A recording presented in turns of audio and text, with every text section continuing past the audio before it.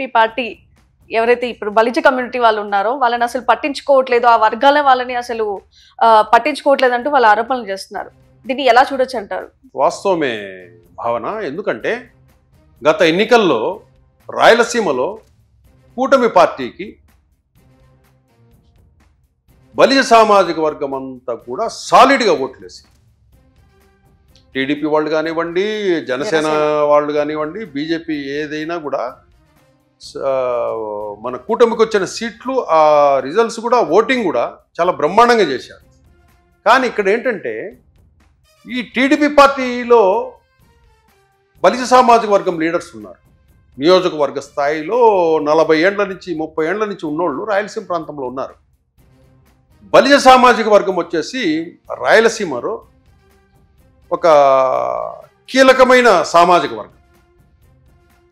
మనకి ఇటుపక్క కాపు సామాజిక వర్గం ఎట్లనో ఆంధ్ర సైడు, మనకు రాయలసీమలో బలిజ సామాజిక వర్గం కీలకమైనది. రెండు ఒకటే, కాకపోతే ఇక్కడ బలిజ అంటారు, అక్కడ కాపు అంటారు.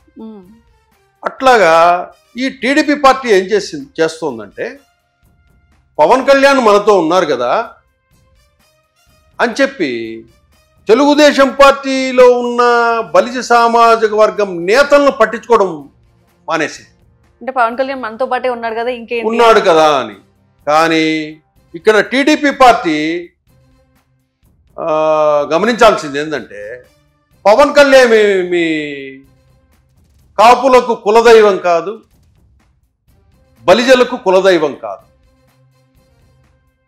ఇక్కడ స్థానికంగా ఉండే నాయకత్వాలు, నియోజకవర్గాలు ఎలా ఉంటాయంటే, మీ పార్టీలో ఉన్న బలిజ సామాజిక వర్గానికి మీరు ప్రాధాన్యత, గౌరవం ఇవ్వకపోతే,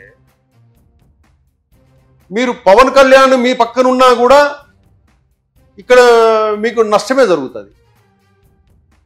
మీకు లోకల్ ఇంపార్టెంట్ కదా. పవన్ కళ్యాణ్ మీ పక్కన ఉంటాడు, మీకు పని చేయాల్సింది ఎవరు? లోకల్గా ఉన్న టీడీపీ బలిజ సామాజిక వర్గమే కదా.